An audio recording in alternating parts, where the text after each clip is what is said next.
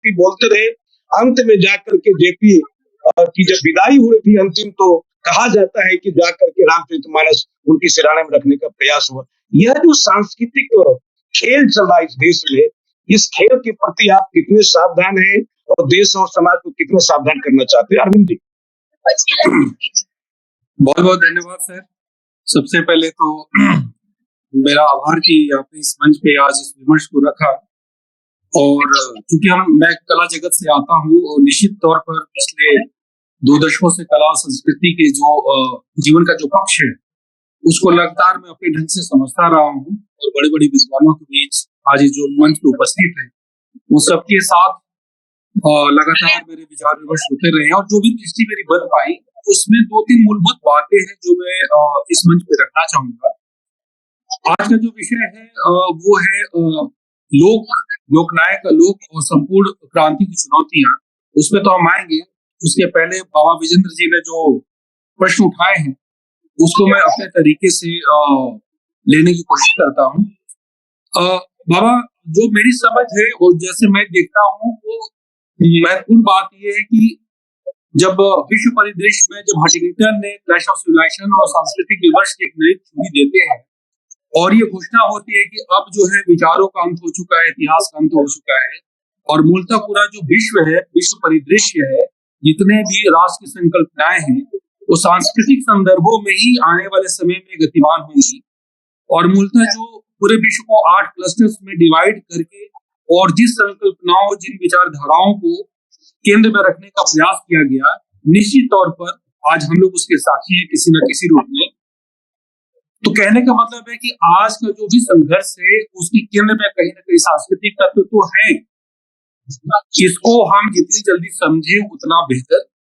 और जो आपने राजनीति और संस्कृति के जो अंतर संबंध की बात करी, अपने स्टार्टिंग का जो आपने अपनी जो स्थापनाएं रखी वो बहुत महत्वपूर्ण है।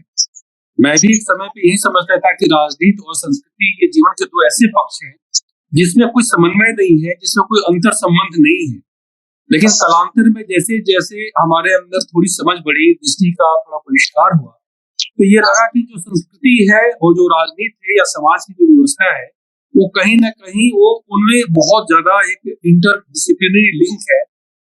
और जब मैं लोकनायक जयप्रकाश, क्योंकि मैं इतिहास के विद्यार्थी रहा हूँ, दिल्ली विश्वविद्यालय से मैंने पढ़ाई की है, विश्व की सारी सभ्यताएं और जो उनकी जो वैचारिक जो पृष्ठभूमि है उसे कहीं ना कहीं मैंने समझा है।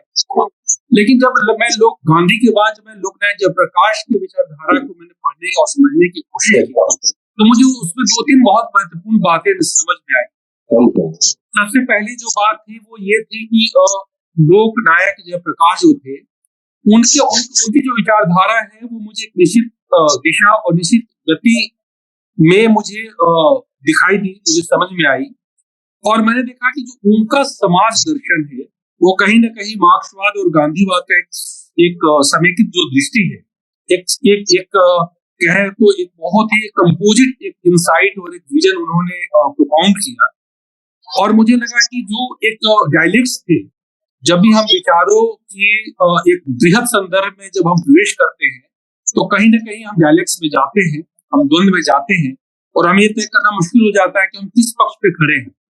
लोकनायक जयप्रकाश गांधी के बाद जैसे मैंने देखा कि उनका जो एक समन्वयवादी जो दृष्टिकोण है और सर्वोदय से लेकर जब वो संपूर्ण क्रांति तक की यात्रा करते हैं, मार्क्सवाद से जब सर्वोदय की एक यात्रा है उनकी और उसके बाद सर्वोदय से संपूर्ण क्रांति की जो उनकी यात्रा है, उसमें मैं देखता हूँ कि एक क्रमिक जो विकास है वो समझ में आता है।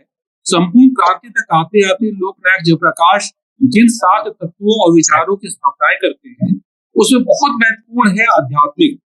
तो कहते हैं कि जब तक से मनुष्य के विचार, संबंध और उसकी प्रज्ञा में मूलभूत परिवर्तन नहीं होगा तब तक क्रांति की कोई भी अवधारणा अपने सही तल पे और सही संदर्भ में स्थापित नहीं हो सकती। और ये बहुत महत्वपूर्ण है कि चाहे हम राजनीति की बात करें, समाज की बात करें, आर्थिक तंत्रों की बात करें, भाषा की बात करें, संस्कृति की बात करें, उसके ठीक पहले उस हमें मनोभूमि पे खड़ा होना पड़ेगा जहाँ पे मनुष्य और मनुष्यता हमें खड़ी दिखाई देते हैं और वो कहीं ना कहीं आध्यात्मिक तल है। तो मुझे तो ये जो स्पेक्ट्रम है विचार की मुझे बहुत फैसिनेट किया कि एक ऐसा राजनेता, एक ऐसा राष्ट्र नेता जब वो राष्ट्र की संकल्पना करता है सर्वोदय तक जब हम जाते हैं तो हम गांधी के विचारों को देखते हैं, और वसुधैव कुटुंबकम और सर्वे भवन्तु सुखिनः, और जितने भी गीता के जो सार तत्व है उनके केंद्रीय विचारों को हम देखते हैं। लेकिन लोक न्याय तक आते आते वही जो विचार है वो अपने आप में बहुत ज्यादा सामाजिक सरोकार लिए हुए हमें दिखता है। और निश्चित रूप से जिस लोक की बात करते हैं लोक नायक जयप्रकाश, वो लोक कहीं ना कहीं राजनीतिक सत्ता और आर्थिक सत्ता के विकेंद्रीकरण की अवधारणा पे खड़ा है। वो कहते हैं कि लोक सत्ता ज्यादा महत्वपूर्ण तथ्य है जीवन का, और इस भारतवर्ष के लिए, सामाजिक समानता के लिए और शोषण मुक्त समाज के लिए वो कहते हैं कि जब तक से आत्म स्वतंत्रता की हम बात नहीं करेंगे, आत्म अभिव्यक्ति की बात नहीं करेंगे, तब तक कोई भी राजनीतिक व्यवस्था या सामाजिक व्यवस्था का होना और न होना बहुत ज्यादा महत्वपूर्ण नहीं है।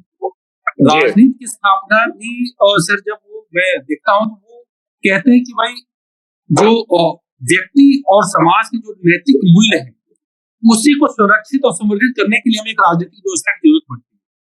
तो जब तक हम नैतिक पक्षों की हम बात नहीं करेंगे, हम देखते हैं कि जब वो अपने मार्क्सवादी विचारधारा से जब वो सर्वोदय तक की यात्रा करते हैं तो 3-4 महत्वपूर्ण बातें जो निकल कर आती हैं, जैसे वैज्ञानिक समाजवाद का जो बल होता है वो होता है वर्ग संघर्ष पे।